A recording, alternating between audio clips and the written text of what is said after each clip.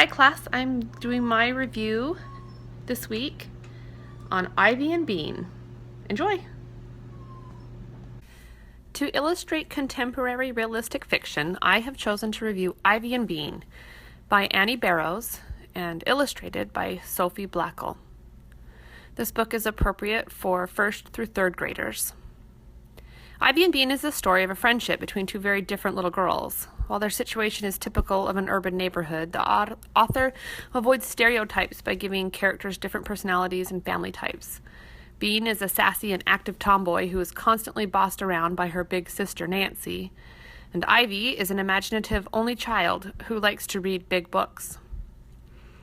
One day, Bean teases her sister Nancy a little too much.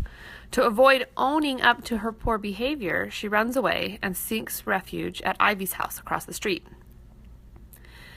Together, they hatch a plan to sneak back to Bean's house and play a trick on Nancy. This part of the book contains humor that young readers can relate to. Here we see the girls' path through their neighbors' yards across through the doggy poopy yard, and here's Fester, the dog whose poop it is. He seems very sorry that his yard is so disgusting. And then they run into Mrs. Trance and get a talking to, which they say is worse than if she were to throw rocks at us. When they get home, Bean spies Nancy crying in the window, and she feels sorry for running away. But when she realizes Nancy is crying because their mother won't let her pierce her ears, the girls move forward with their plans to get Nancy back for good. Together, they bond and become friends as they plot against Big Sister.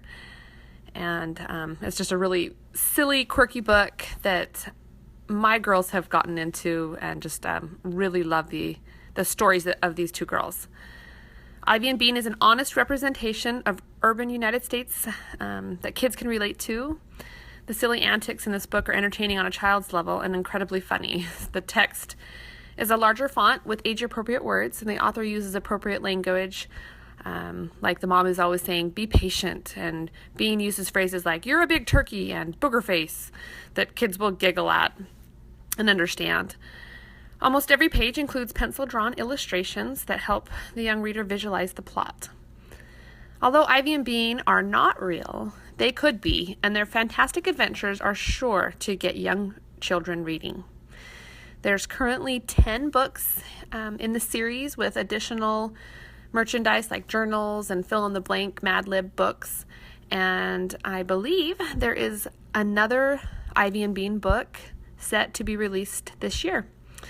If you are interested in learning more about the plot of Ivy and Bean, I've included a link for a YouTube video that I found on Annie Barrows' website, and it's a more in-depth look at the characters and the different plot lines of the books in this series.